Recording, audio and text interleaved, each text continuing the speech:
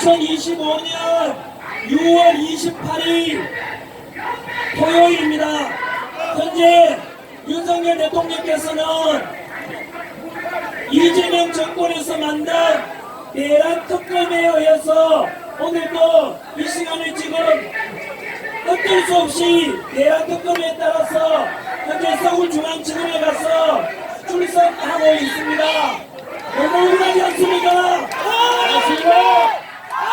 여러분,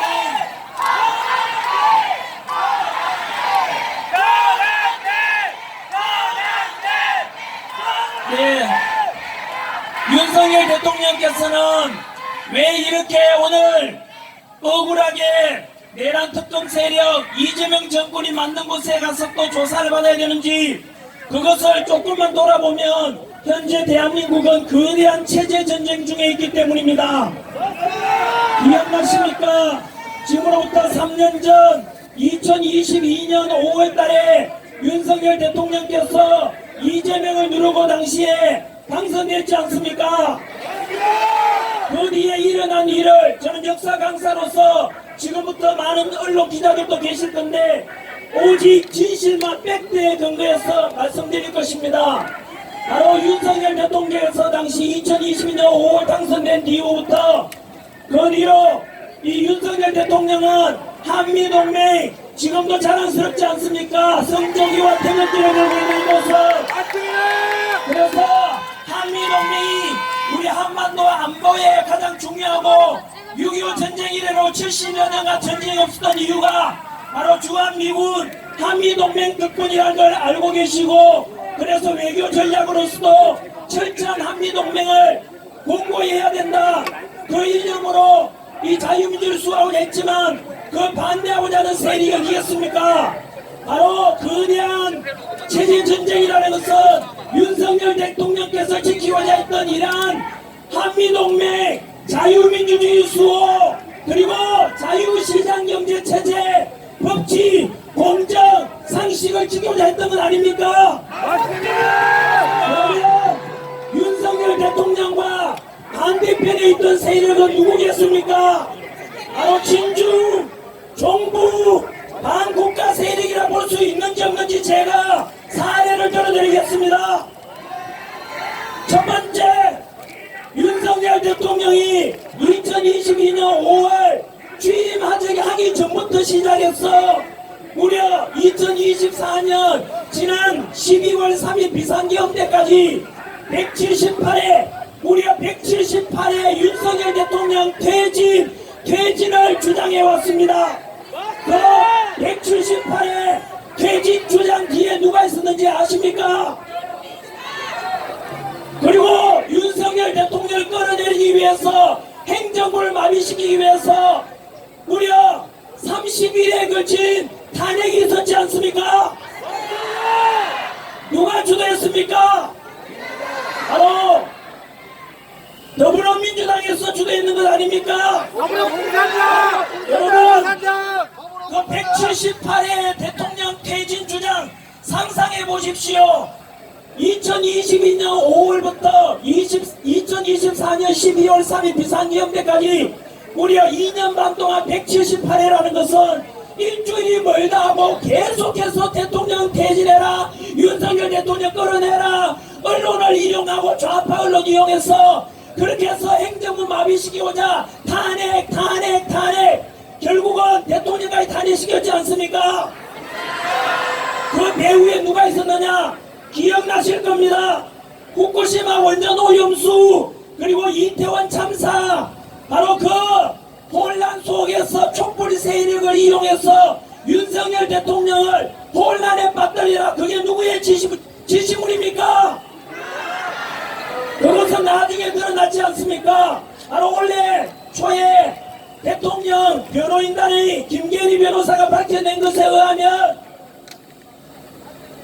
민노총 간부 중에서 북한 진행문을 받고 무려 100여 차례 진행문을 받고 그 진행문을 받고 윤석열 대통령 퇴진과 탄핵을 주장했는데 그 진행문 속에 뭐라고 되어 있는지 아십니까? 지금도 인터넷 가서 검색하면 나옵니다. 그 민노총 간부 15년형 선고받았지 않습니까? 당시에 그 진영문에 뭐가 있었습니까? 바로 후쿠시마 원전 오염수와 이태원 참사를 이용해서 촛불 세력과 연계해서 윤석열 정부를 혼란에 빠뜨려라라는 그 지시문이 있었습니다. 여러분 기억나십니까? 그 촛불 세력과 함께했던 게 누굽니까? 민노총 외에도 더불어민주당, 조국혁신당 전부 다 함께했는 거 아닙니까? 결국은 윤석열 대통령 퇴진과 탄핵의 배후에는 북한 진영문을 받은 민노총과 함께한 촛불 세력, 더불어민주당, 조국혁신당, 정교조 모두가 한 통속이었지 않습니까? 그것을 언론의 좌파 언론들이 부추겨서 결국은 윤석열 대통령을 강제로 끌어내렸던 것 맞습니까? 맞습니다. 그래서 결국은 지난해 2024년 12월 3일 대통령께서는 이런 반국가 세력들을 보고 그냥 넘어갈 수는 없다. 그리고 행정부가 마비되어 가는 거 무려 29차례 탄핵 속에서 행정부가 운영될 수 있습니까? 감사원장 탄핵되고 그리고 법무부 장관 탄핵되고 방통위원장 탄핵되고 결국은 다 탄핵되었고 그리고 일방적 예산 삭감으로 대통령 특활비도 빵원이 됐지 않습니까? 그리고 부정선거가 좌파 카르텔의 연장선이고 며칠 전에 이틀 전에 미국 국제선거감시단에 밝혀냈지 않습니까? 저는 개인의 의견이 아니라 그 국제선거감시단의 보고서에 의하면 6.3 대선에서 그랬고 언제나 우리나라 중앙선관위 뒤에 부정선거가 있고 그 배후에 중국 공산당이 있다고 밝혔지 않습니까? 그것을 이미 윤석열 대통령께서는 미리 아시고 부정선거를 척결해야 되겠다. 그리고 반국가 세력을 척결해야 되겠다.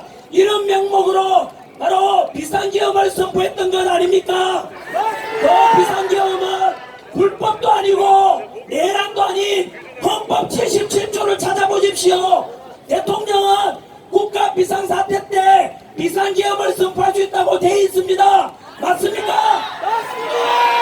따라서 윤석열 대통령의 비상계엄은 아시다시피 길게 설명 안 해도 여러분들 잘 아실 겁니다.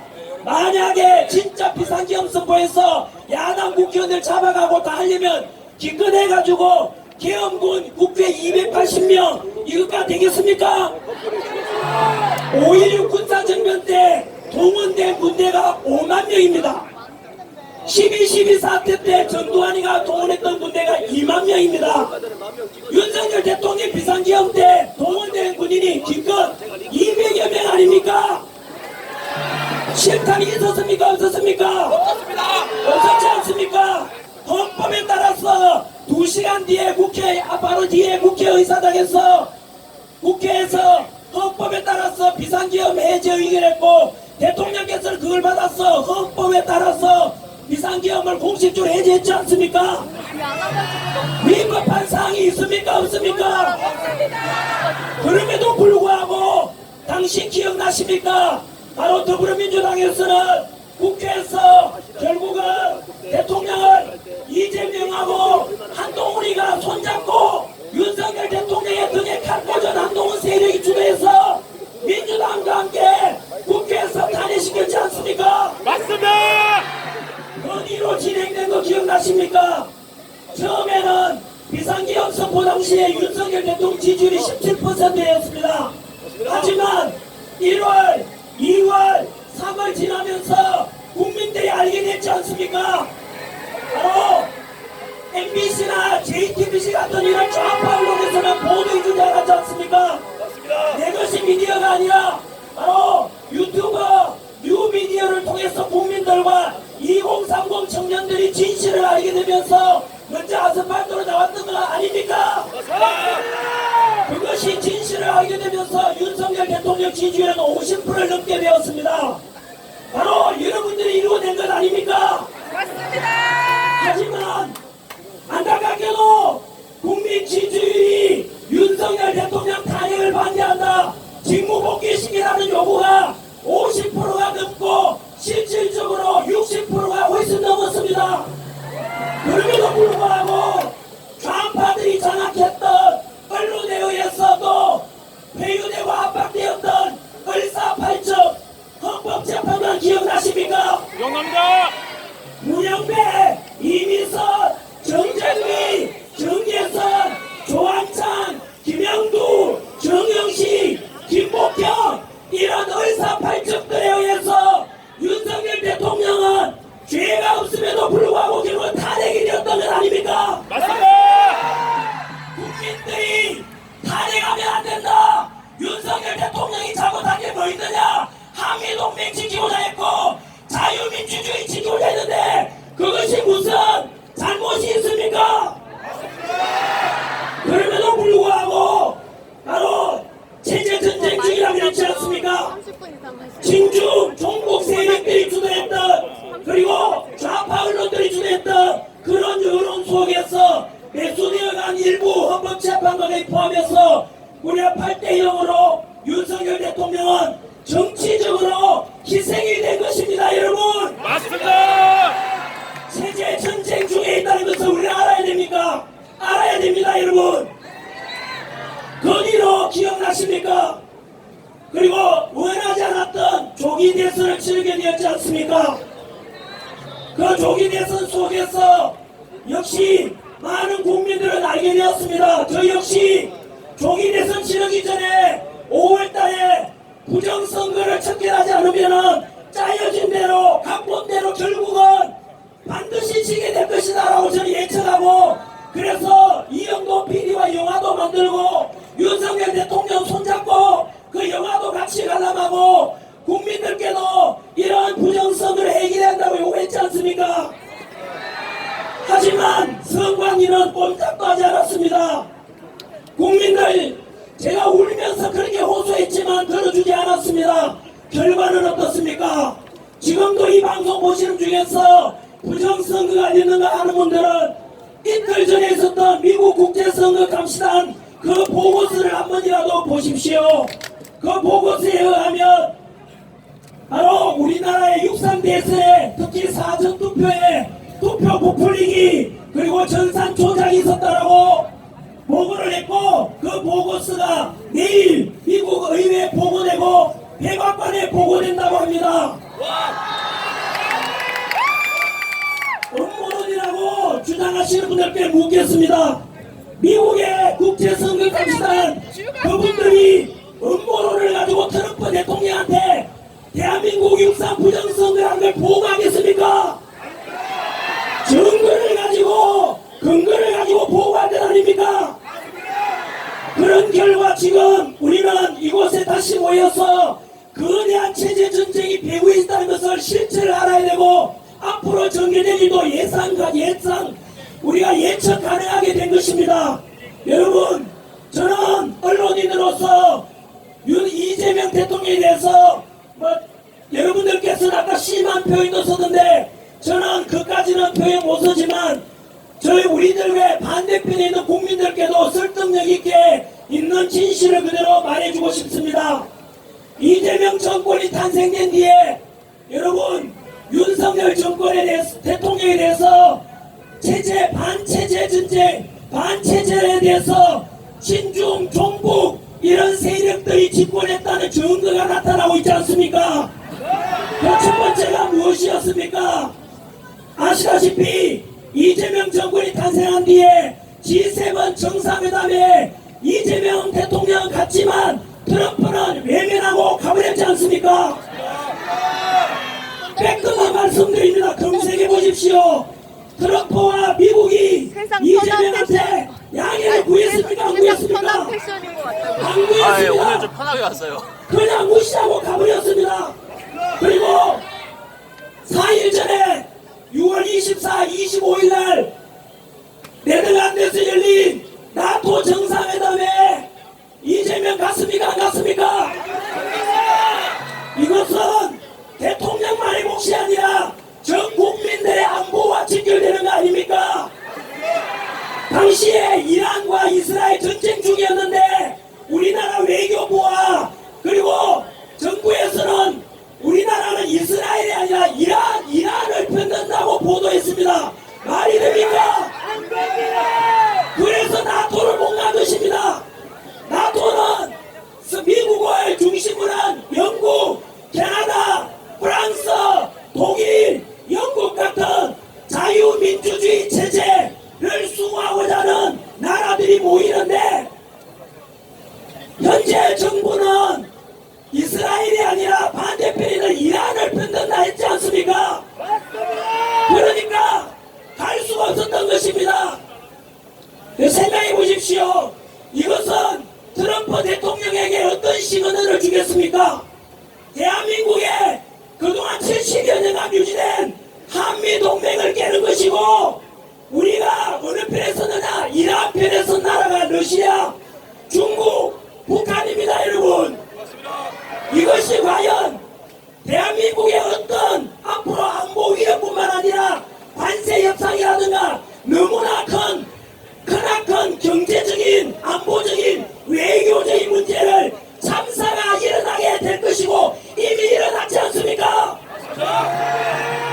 그뿐만이 아닙니다. 민주주의가 역시 아까 말씀드렸던 게 무엇이었습니까? 윤석열 대통령과 우리가 지키고자 하는 것은 얼마나 떳떳하고 멋진 가치입니까? 한미동맹, 자유민주주의 수호, 자유시장경제 수호한다. 그리고 법치, 공정, 상식 이런 보편적 가치를 추구하는 윤석열 대통령과 우리 아닙니까? 그런데 지금 두 번째 민주주의가 붕괴되어 가고 있지 않습니까? 6.3 대선 이 다음 주에 6월 16일 날 카카오톡 검열이 시작된 것 알고 계시지요? 헌법 18조에는 대한민국 국민은 통신의 비밀을 보장받는다고 되어 있습니다. 그런데 사생활에 관한 카카오톡 검열 윤석열 정부 때는 이렇게 있었습니까? 없었습니까? 없었습니다. 윤석열 정부 때 기억나십니까? 좌파 언론들이 대통령 퇴진시키려고 잘했는 것을 보도 안 하고 실수 하나만 하게 된 걸 가지고 계속 바이든 날리고 보도하고 김건희 여사에 대해서 계속 공격해 왔지 않습니까? 그렇지만 윤석열 대통령께서는 그런 표현의 자유 아무리 비판해도 민주주의를 훼손하는 그런 것에 대해서는 윤석열 대통령은 아주 민주주의 방법을 모두 허락했지 않습니까? 그러나 이재명 정권이 탄생하자마자부터 시작해서 지금 바로 뭐가 일어나고 있습니까? 바로 표현의 자유, 카톡 검열, 그리고 이재명한테 유죄 선고했던 대법원의 판사를 14명에서 30명으로 늘린다고 합니다. 이거 여러분 그 추가로 임명된 대법관들 누구로 채우겠습니까? 사법부가 무너지고 있지 않습니까? 삼권 분립이 붕괴되고 있지 않습니까? 민주주의가 무너지고 있다고요. 그뿐만이 아닙니다.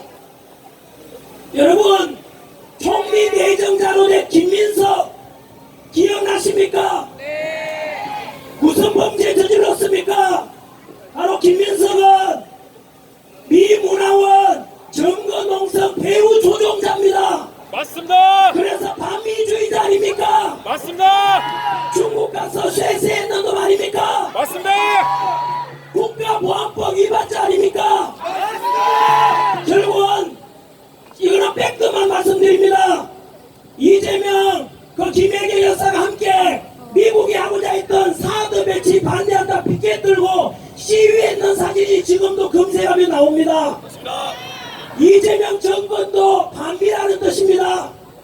국무총리 내정자도 반미주의자 아닙니까? 과연 트럼프 대통령이 지금 침묵을 지키고 있습니다.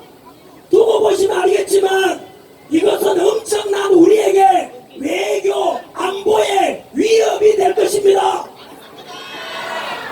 뿐만 아니지요. 시간 관계상 행진을 앞두고 있기 때문에 짧게 하겠습니다. 경제도 마찬가지지요. 지금 민생지원금 평균 25만원 나눠준다 하지 않습니까? 맞습니다. 그게 여러분 우리는 역사를 공부해야 됩니다. 과거를 알면 지금을 이해할 수 있고 앞날을 예측할 수 있습니다.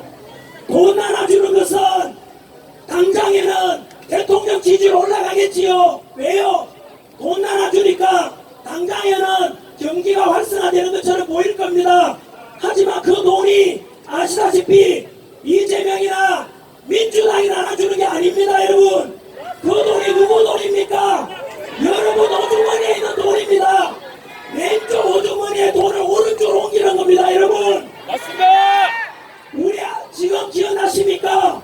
대한민국이 지금 전 세계 국력 6위, K방산 5위, 제조업 세계 5위, 그리고 우리 지난해 2024년 수출액이 6,800억 달러입니다. 6,800달러가 어느 정도인지 아십니까?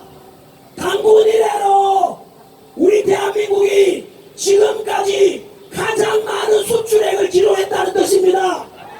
그게 2024년이니까 어느 대통령이 했던 업적입니까? 6,800억 달러라는 것은 바로 우리보다 인구가 2배 많은 이상 일본과 같아졌다는 수준입니다. 그렇게 해서 윤석열 대통령은 언제나 허리띠 졸라매고 미래 세대를 위해서 우리는 경제를 운영해야 된다고 했지만 그 덕분에 그 정신이 어디서 왔느냐? 박정희 대통령도 그랬습니다. 기억나십니까? 우리가 지금 전 세계 국력 6위가 되고 경제력 바로 10위권이 된 이유가 우리 할아버지 할머니 아버지 어머니 세대 희생 덕분 아닙니까? 우리 할아버지 할머니 아버지 세대는 당신께서는 못 먹고 못 입었지만 우리 자식들 공부시켜야 된다. 그 열심히 일하자. 희생 덕분에 지금 이만한 대한민국이 됐지 않습니까? 그런데 지금 우리는 어떤 짓을 하려고 하는지 압니까? 당장에 어려우니까 아니 좀 찾아보라고. 바로 우리 미래 세대들한테 빚을 떠넘기고 자식 세대들 너희들이 빚 갚아라. 아버지 어머니 지금 힘드니까 네 신용카드 우리가 쓰자 이래서 우리가 지금 자식들의 등보를 빼먹으려고 하는 짓이 돈 나눠주는 것입니다. 이미 공짜로 돈 나눠주고 평등이 좋다라는 것은 역사적으로 검증이 끝난 것입니다. 바로 전 세계 10위권 선진국이었던 아르헨티나에 50년대 56년 페론 정부가 등장하면서 나눠주고 복지 평등 부르짖었습니다. 그 뒤로 아르헨티나는 추락해버렸지 않습니까? 뿐만 아니라 베네수엘라 기억나시지요? 베네수엘라 역시 남미에서 가장 부유한 나라였습니다만은 1999년 차베스 좌파 정권이 들어서고 난 뒤에 바로 지금 이재명 정권이 했던 것처럼 돈 나눠주고 주택도 국가에서 나눠주고 이렇게 하다 보니까 99년부터 장기 집권을 했습니다. 왜요? 그 당시에 돈 나눠주니까 국민들이 지지해서 연임을 했던 것입니다.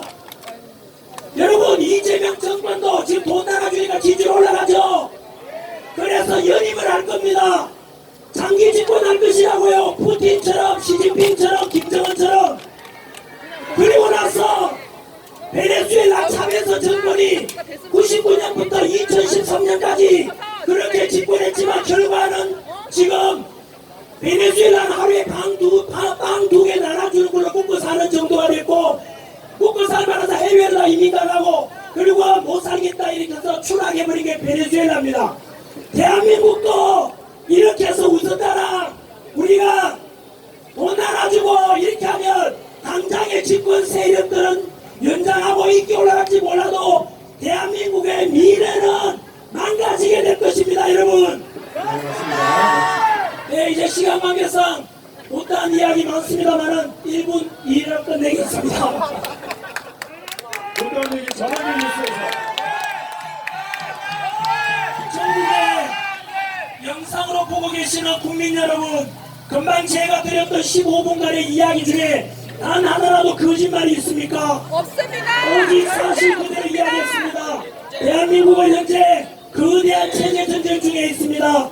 2022년 윤석열 대통령이 당선되자 그때부터 좌파 세력들은 친중 종북 세력들 아닙니까? 윤석열 대통령 끌어내리려고 178회에 걸친 퇴진 주장과 그리고 30일에 걸친 행정부 마비 시기가 탄핵이 있었고 그 뒤로 좌파 언론이 장악했고 좌파가 사법부 장악하고 좌파가 헌재 장악하고 이런 속에 선관위까지도 좌파들이 장악했다 보니까 결국은 그 세력들에 의해서 지금 윤석열 대통령도 죄가 없음에도 불구하고 탄핵당했고 그리고 6.3 대선도 패배했던 것입니다.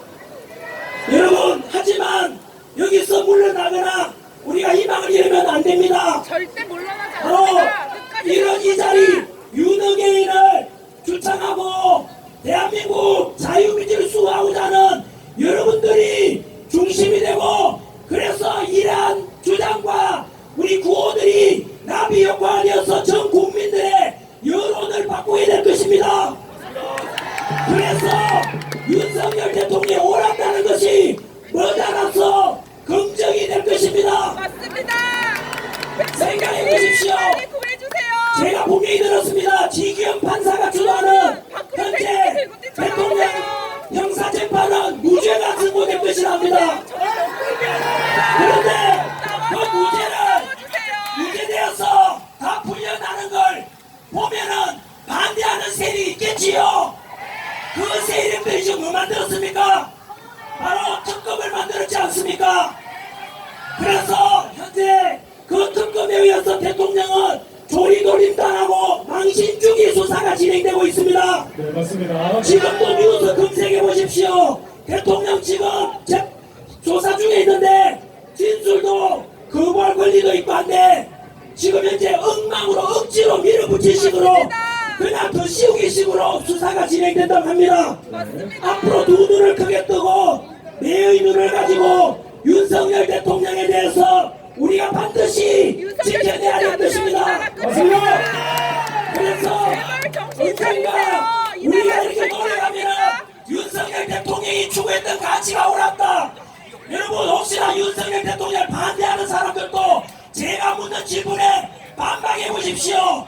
윤석열 대통령이 주창했다고 했던 것이 무엇입니까? 한미동맹, 자유민주주의 수호, 자유시장 경제 체제, 그리고 법치, 공정, 상식 얼마나 바람직하고 우리 대한민국을 튼튼하게 만들 가치 아닙니까?